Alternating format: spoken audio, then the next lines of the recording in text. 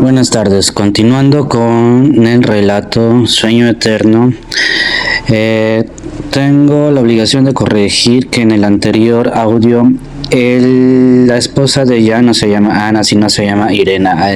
Dicho esto, continuamos con la continuación, valga la redundancia, del capítulo 1, que no lo he terminado. Y pues así va. Los días pasaron, ya no quería vivir. Casi no comía, trabajaba y hacía sus cosas como un autómata. Al poco tiempo enfermó de tuberculosis. Un preso que se enfermaba de algo tan grave tenía en su destino casi una muerte asegurada. Pavel, que lo tenía como compañero de galpón, se apiadó de él. Lo llevaba casi a rastras al campo cuando los guardias pasaban lista. Entre todos sus compañeros se turnaban para cubrir su trabajo, mientras a él lo escondían en algún almacén hasta la hora donde tenían que retornar a los galpones. Un día, ya cansados del comportamiento de Jan, Pavel y el resto de sus compañeros decidieron hablar con él y hacerle ver que no podía seguir así. ¿Cómo te sientes?, preguntó Pavel. Jan no respondió. Como verás, continuó Pavel, todos aquí se están arriesgando demasiado en cubrirte el trasero y pues no vemos ninguna mejoría en ti. No comes, no quieres recibir las pocas medicinas que con tanto peligro traemos para que te recuperes y aún así no cooperas. Pues yo no le pedí que hagan eso por mí, refutó un afiebrado Jan. Solo déjenme morir. Dígale a algún guardia que me meta a los hornos, que me disparen o me ahorquen por rebelión. Invéntale cualquier cosa, me harían un favor, y así los liberaría de esta responsabilidad. No te daré el sermón de que tu familia no querría que te comportaras así, no los conocí, y sería en vano consolarte de esta manera. Por el contrario, te diré que si sigues así, la muerte tuya será el menor de tus problemas, porque seré yo quien te recuerde a golpes el valor del esfuerzo de los que estamos aquí prisioneros. Te torturaré tanto que recordarás a la fuerza el valor de esta vida. No trataré de convencerte con palabras bonitas, que debes seguir adelante. Y para comenzar, Pavel levantó de un tirón a Jan y lo sacó a rastras al frío e inclemente clima del invierno. Te quedarás aquí por un buen rato, hasta que recapacites. No te dejaré morir, eso sería un premio. Jan se quedó no solo helado por el frío, sino por cómo las cosas dieron un vuelco tan estrepitoso. Pasaron unos minutos y ya sentía el frío entrar hasta sus huesos. Se paró y con la poca fuerza que tenía, quería entrar de nuevo al galpón. Pavel le propinó un golpe con el puño a su estómago. Jan se arrodilló y le preguntó, ¿por qué haces esto? Pues para hacerte recordar el valor de la vida. Tú no me debes nada, ni yo te debo tampoco. Déjame entrar. Aún no estás lista, exclamó Pavel. Jan se arrodilló no para pedir que lo dejara en paz, sino por impotencia, por todo lo que había pasado. La pérdida tan atroz de Irena, Sofía y Philip le cercenaba la cabeza como un clavo que lentamente un martillo lograra penetrar con cada golpe que le propinaba. Tal escena no conmovió a Pavel, pero de todas maneras lo dejó entrar al galpón. Ya en su litera se acurrucó en un rincón para poder tener algo de calor. La fiebre le subió. Alguien le hizo tomar un poco de agua y le dio un antibiótico para bajar la fiebre. Otro compañero lo arropó con un abrigo largo. La primera vez que vio a Irena fue en la escuela. Cursaban el último año de primaria. Era el primer día de clases cuando los padres de Jan se mudaron a Colonia por motivos de trabajo. Él era el alumno nuevo. La maestra de la clase le invitó a que se presentara ante el salón. Lo hizo con un poco de nervios, pero después logró controlarlo. La maestra le indicó que podía sentarse en una carpeta vacía, al lado de una niña, de cabellos rubios. Cuando la vio por primera vez, no sintió nada. Solo la vio y se sentó. Ya en el recreo se dispuso a sacar el fiambre que su mamá le había preparado y que Irena le quitó de un manotazo. Nunca antes una niña le había hecho tal travesura. La persiguió hasta que le dio alcance, y ella, al verse ya sujetada por el cabello, le pateó en la rodilla. Los dos se pusieron a llorar del dolor que ambos se produjeron.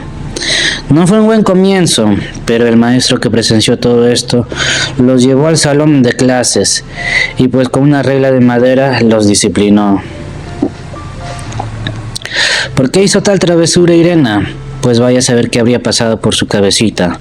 Pero desde ahí Jan siempre le ofrecía una fruta o la mitad de su sándwich a ella, pues se sentía culpable por haberla jalado del cabello y que por esa acción a ella le golpearan en la mano. En el fondo sabía que a las damas nunca hay que golpearlas. La fiebre retrocedió y sintiéndose mejor, Jan se despertó de ese sueño, que más que un sueño eran memorias de aquellos días. Luego de rememorar ese momento en su cabeza, nuevamente se sintió triste, pero con deseos de continuar. Pavel, que estaba a su lado, le preguntó cómo estaba. Él le dijo que mejor y que no sabía cuánto tiempo se quedó dormido.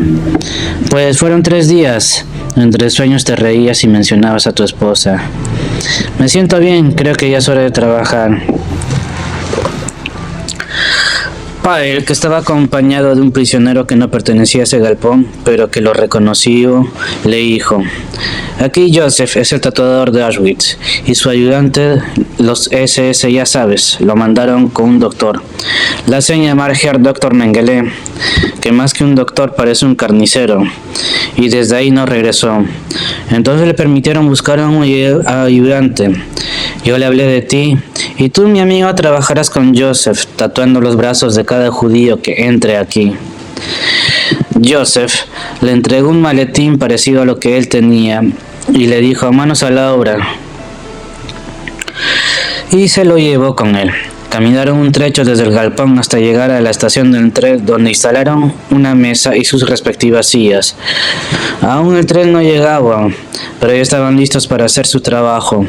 Al poco tiempo escucharon el silbato del tren anunciando su pronta llegada, trayendo su carga humana. Al poco divisó unos prisioneros llevando consigo unas carretas que él ya sabía para qué serviría. Y al recordar ese momento con su hija Sofía, casi vomita. Se contuvo y por fin el tren paró. Abrieron las largas puertas del tren y de ahí empezó todo el escalofriante espectáculo. Bajaban de una sola vez hombres, mujeres, niños y ancianos, enfermos, personas con alguna enfermedad mental. A esos les disparaban sin miramientos y los prisioneros se apresuraban a levantarlos y llevarlos a las carretas.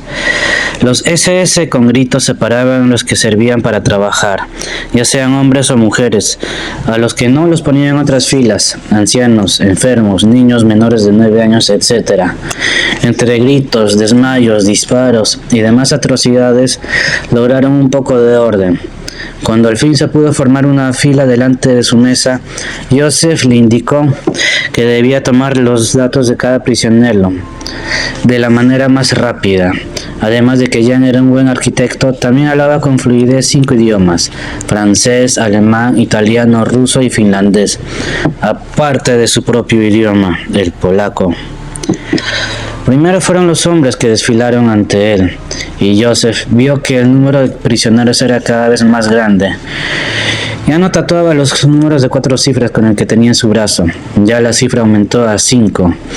Ese campo era una industria de la muerte. Al terminar con los hombres, fueron las mujeres las siguientes en desfilar ante las agujas del tatuador. Mientras Jan tomaba los datos de cada una de ellas, Joseph les marcaba el antebrazo, tratando de hacerlo rápido y con cuidado, para no hacerla sentir dolor. Era lo menos que podía hacer ante tan cruel realidad, en un momento y lugar tan podrido. Si tan solo con deseo la muerte, este viniera a socorrerte y sumergirte en el sueño profundo, sin dolor y sin angustia, al ver tanta crueldad, eso sería la mejor opción, pensó Jan. Le llegó el turno a una mujer muy joven, que tendría 20 años. la inexistente cabellera rapada por los SS y las facciones de terror y angustia no eran suficientes para opacar la belleza de su rostro. Un rostro tan hermoso que era doloroso, una belleza que no hacía juego ante tal atroz escenario. Se la quedó mirando por un momento, que si no fuera por Joseph, se le quedaría mirándolo por más tiempo. Algo en ella le recordaba a su bella Irena, y eso le hacía aún más doloroso la estancia en ese lugar. Amanka es su nombre, y en la mente de Jan estallaron miles de ideas. Capítulo 2. Tiempo presente.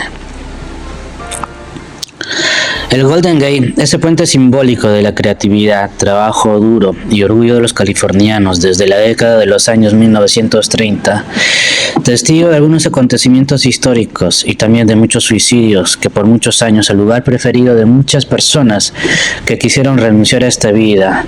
Motivos hubieron muchos, pero el objetivo era el mismo: acabar con su vida de una manera eficiente, pero desconozco si fue la menos sufrida. Después de muchos años de discusión, en el año 2018 se decidió construir las redes antisuicidios, las cuales están a ambos lados del puente, y las líneas telefónicas de ayuda a los posibles suicidas las instalaron en el año 93. Puedes saber que para muchas personas unas palabras de aliento podrían cambiar el rumbo de sus nefastas decisiones. No siempre resultó, ningún sistema es perfecto, pero algo es algo. Hubo muchas veces que aunque ya las redes estaban instaladas, los prospectos a suicidas se envenenaban y se lanzaban al vacío. Y para cuando llegaban los equipos de rescate ya era tarde en su mayoría de veces. Elizabeth, una mujer en sus 30 abriles, caminaba con los brazos cruzados por el paso peatonal del Golden Gate. Estaba pensativa, no tenía buena apariencia.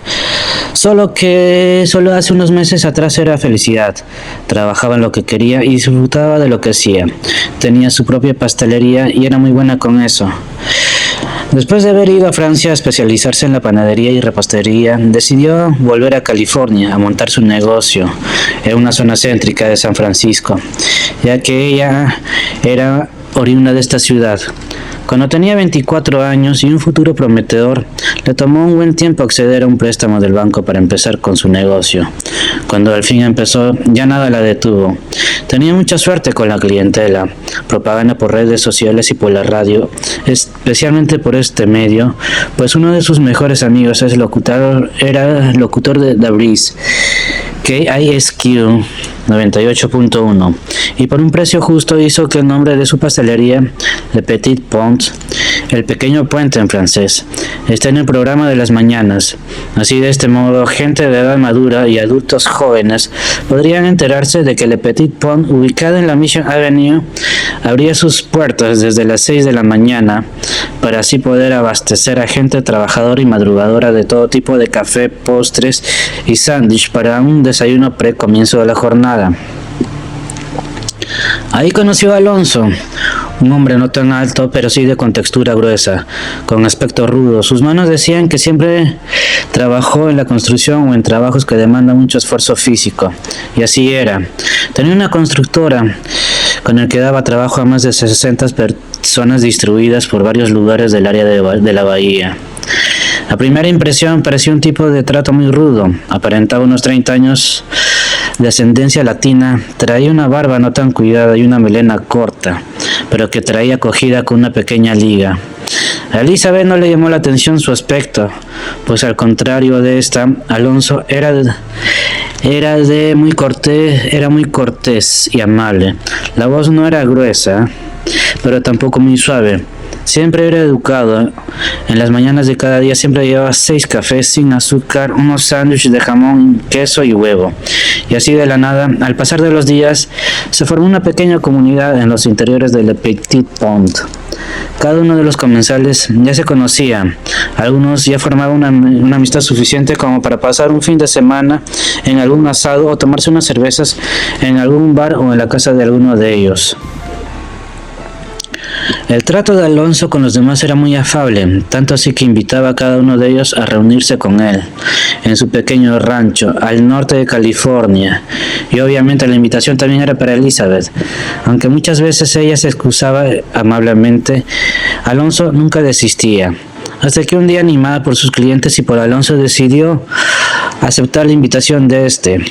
Condujo un sábado casi como por 2 horas por la 101 Freeway al norte, hasta llegar a un pueblo llamado Hillsborough, donde tenía lugar la reunión en el rancho de aquel pretendiente. Entró y el pequeño rancho no era tan pequeño, y ella lo encontró encantador. Aquel día Alonso hizo gala de anfitrión, trató a cada uno de sus invitados de la mejor manera posible, sobre todo a Elizabeth, que desde ese día ya solo pensaba en él. El noviazgo duró 5 meses y al sexto ya era la señora de Alonso Carrasco. El matrimonio se realizó obviamente en el rancho aquel. Le Petit Point tuvo mucho éxito, tanto que decidieron abrir una sucursal ahí mismo en Hillsborough. Solicitaron unos préstamos para ese proyecto y para otros más, que sería muy largo si contara de qué se trataba. Al año de casado ya tenía un bebé varón, que de nombre le pusieron Malcolm. Cuando Malcolm cumplió 3 años, su mamá dio a luz a una hermosa bebé. La llamaron Dakota. Todo iba como en sueños.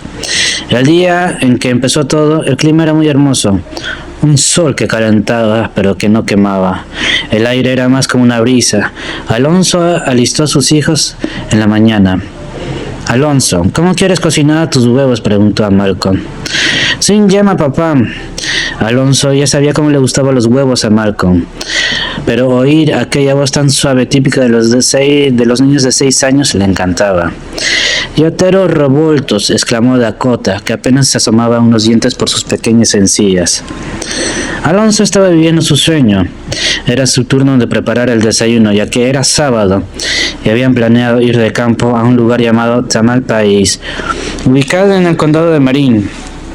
Su mamá les daría alcance después, pues tenía que atender un catering en un evento organizado por la ciudad de Hillsborough. Eran las 11 de la mañana.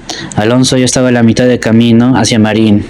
El Toyota Camry que estaba delante de ellos se le desprendió una llanta.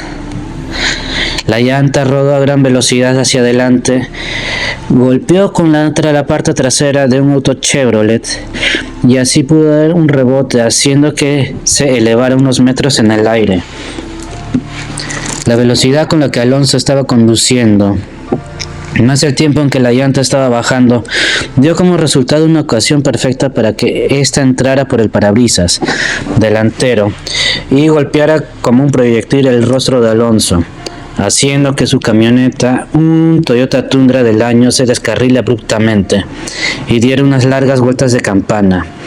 El camión que iba atrás de Alonso y que transportaba autos en su carrocería frenó desesperadamente a pocos metros del Tundra. Fue tan fuerte y repentina esa acción que los autos Honda que transportaba ese camión rompieron sus amarras y salieron por la acción de la inercia hacia adelante. Una parte de los autos que estaban en la parte superior de ese tráiler cayeron de lleno sobre la camioneta de Alonso, matando así a todos los ocupantes de este vehículo y matando así toda esperanza de que alguien sobreviviera a esta tragedia. El resto de los autos, como una película de terror, atravesaron con gran fuerza la cabina del conductor del camión, aplastando al piloto y a su acompañante en el acto.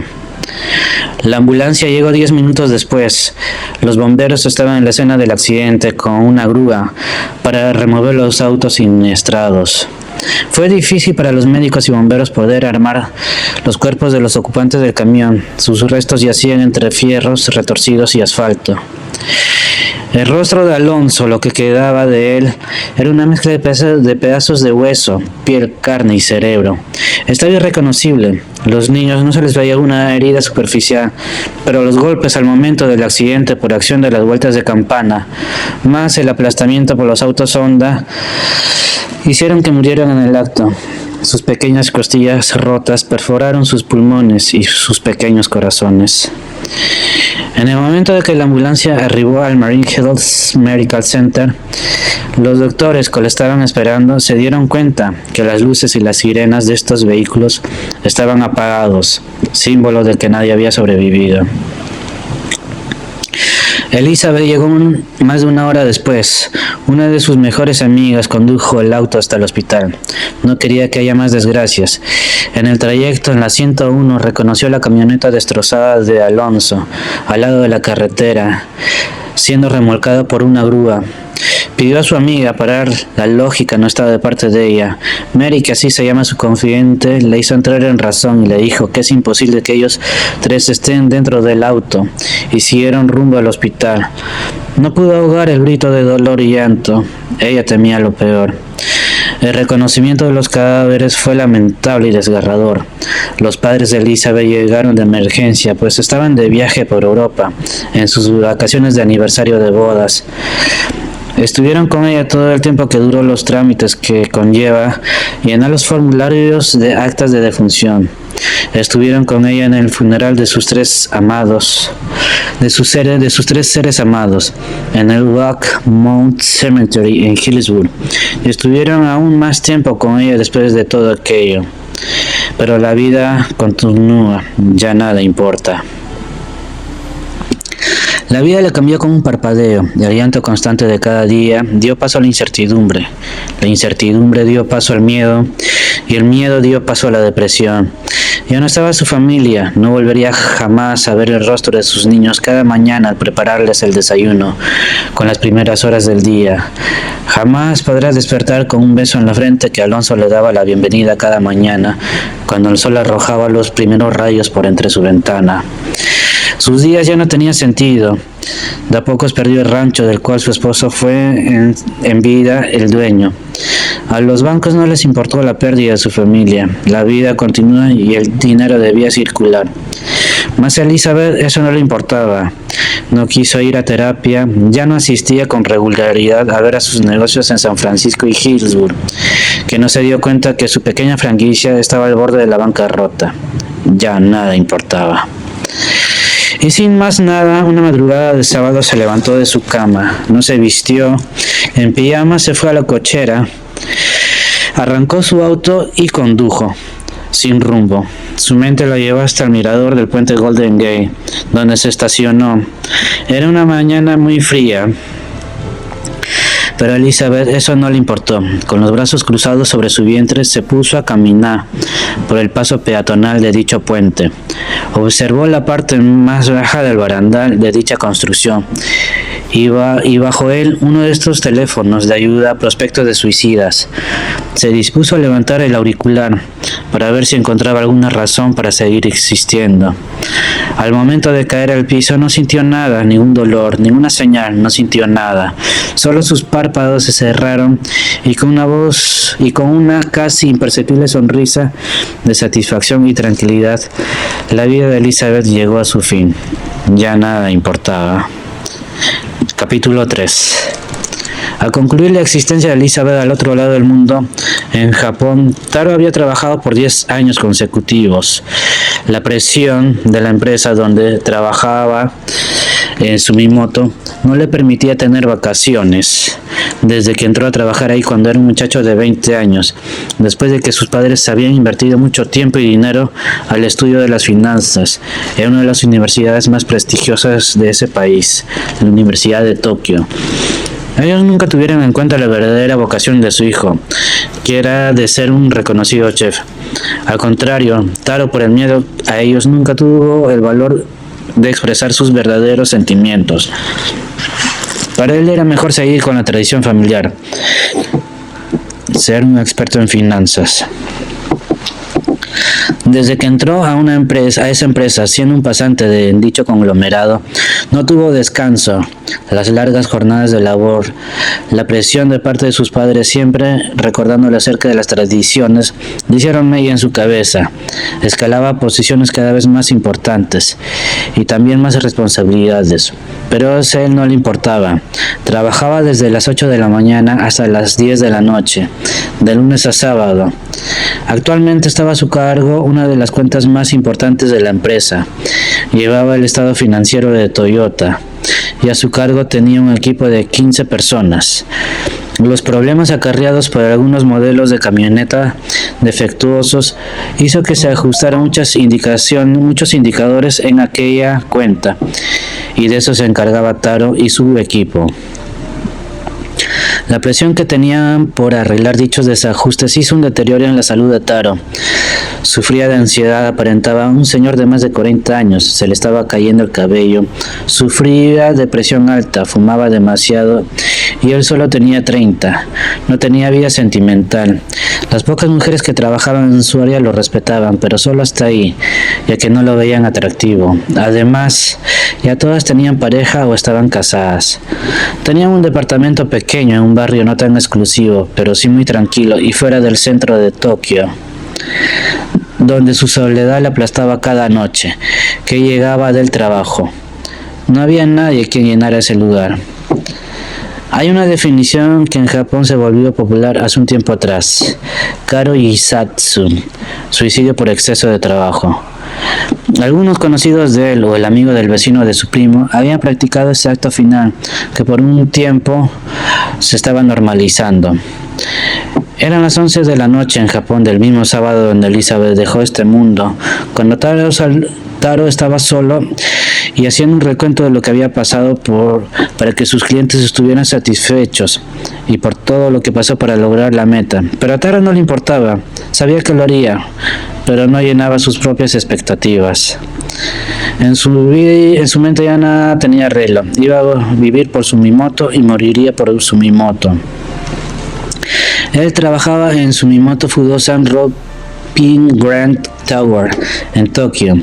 El edificio de 231 metros albergaba en el piso 40 el área de finanzas, desde donde Taro tenía sus oficinas y una vista espectacular de la ciudad. Aquel sábado, y con un vaso de whisky, a Taro se le ocurrió mejor abrir la ventana que daba al vacío, practicar el Karo Jisatsu y acabar con todo. Al momento que cogió la manija de la ventana y la abrió, Taro no se lanzó, solo se desvaneció, sin dolor, sin queja, con los párpados cerrados y con una sonrisa casi imperceptible. Murió en su oficina. Ya nada importaba. Nadie supo cómo es que empezó aquella epidemia, si eso se le podría llamar de tal manera. Solo que en el planeta se estaban viviendo hechos similares a los de Elizabeth y Taro. No solo eran personas comunes y corrientes, individuos que tenían una vida y ya no les querían vivir. Los casos que parecían sacados de una película de terror fueron los que vivían más que todos los civiles en territorios que estaban en guerra, llámese la Franja de Gaza, Ucrania versus Rusia y otros conflictos que en esos momentos se estaban viviendo en diferentes partes del mundo. En el caso de Israel versus Palestina, el primero tenía bloqueado el paso de alguna ayuda a los pobladores de Palestina. Estos estaban en hambruna, sumado a eso constante ataque y bombardeo a diferentes blancos militares, civiles, hospitales y escuelas por parte de los israelíes hacia la población islámica. Obviamente Israel tenía una ventaja abismal sobre sus vecinos palestinos. Ellos ya no vivían, el adjetivo adecuado era supervivían día con día. La poca ayuda que llegaba no era suficiente para toda esa población.